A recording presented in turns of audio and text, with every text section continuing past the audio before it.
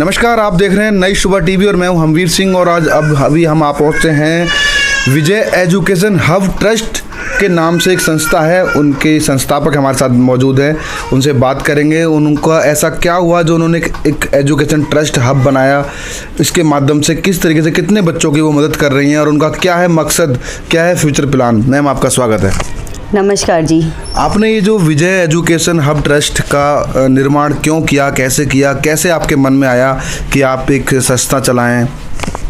Actually मैंने जो एक रास्ता था जिससे मैं निकलती थी, वहाँ पे स्लम एरिया था, वहाँ पे बहुत सारे बच्चे थे क्योंकि उनके पेरेंट्स जो भी हैं, उनके माता पिता काम करने के लिए सुबह चले जाते थे, शाम को आते थे। तो मैं वहाँ पे बहुत ऐसे बच्चे देखती थी जो बेचारे बिना चप्पल के, सर्दियों में बिना कपड़ों के ऐसे ही घूमते फिरते रहते थे। उन बच्चों को हमेशा मैं सर्दियों में ऐसी नंगे पैर बिना कपड़ों के भागते हुए देखती थी।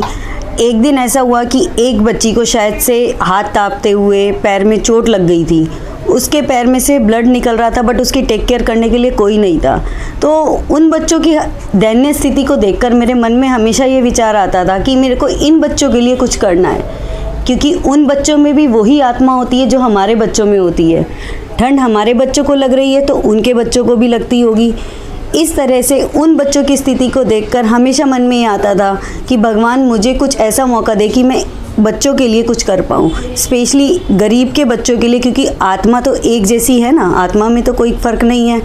तो ऊपर वाले ने मुझे मौका दिया। पहले मैंने थोड़ा थोड़ा उनको सॉक्स दिए, कपड़े दिए, फिर उनके खाने के लिए, फिर बच्चे के बर्थडे सेलिब्रेशन।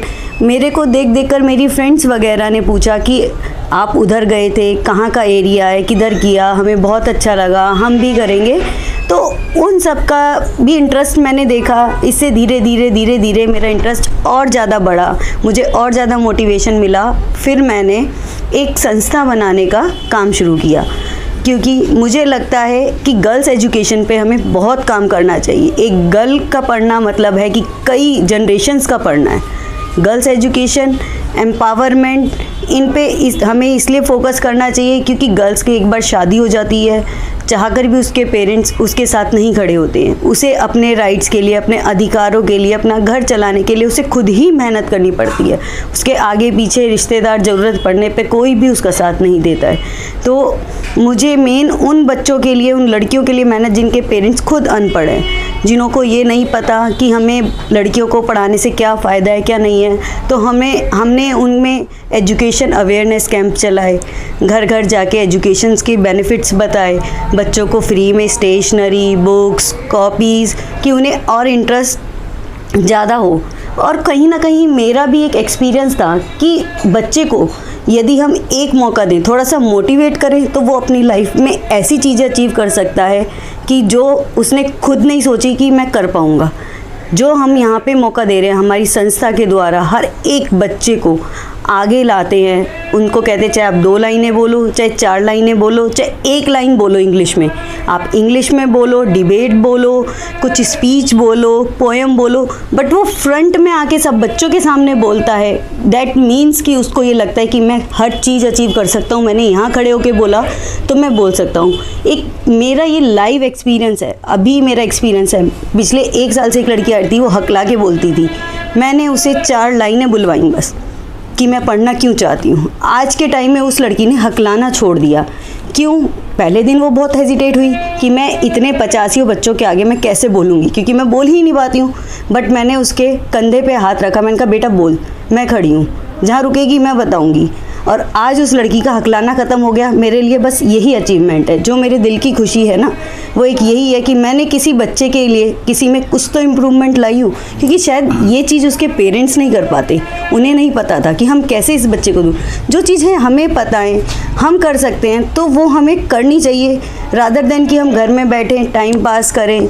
मेरे जैसी हाउस बहुत सारी ऐसी जो होंगी जो पहले घर संभालती हैं, वर्किंग में नहीं है, बट इंटेलिजेंट बहुत है, उनके अंदर खूबियाँ बहुत हैं। मैं उन सब वुमेन से रिक्वेस्ट करती हूँ कि आप सब ज़्यादा नहीं 2-4 बच्चों को, अपने अड़ोस पड़ोस को, अपनी मेड के बच्चों को, उनको बुलाकर उनको पढ़ाओ। यदि आप पढ़ाओगे, शिक्षा ही एक ऐसा साधन है जो कि बच्चों के साथ साथ उनके पेरेंट्स के साथ साथ समाज के साथ साथ हमारी कंट्री का फ्यूचर ब्राइट कर सकता है। सोनिया मैम, अभी लगभग आपके पास कितने बच्चे आ रहे हैं शिक्षा ग्रहण करने? हमारे पास लगभग 60 से 65 बच्चे आ रहे हैं, जिसमें 4 टीचर्स हैं और कुछ मेरे संस्था के मेंबर्स हैं जो कि ये संस्था को चलाने के लिए मेरी सहायता कर रहे हैं, मेरी हेल्प कर रहे हैं। और इन सब हेल्प के साथ साथ मैंने ATJ और 12A भी अपना ले लिया है, जिससे कि लोगों को टैक्स में रिबेट मिलेगी। जो भी हमारी संस्था को डोनेट करना चाहेगा, जो भी हमारी संस्था को हेल्प करना चाहेगा, उसे गवर्नमेंट के थ्रू उन्हें बेनिफिट्स भी मिलेंगे। जी सोनी मैम, आप चलते चलते दर्शकों को बताइए कि आपसे किस तरीके से वो कांटेक्ट कर सकते हैं, संपर्क कर सकते हैं?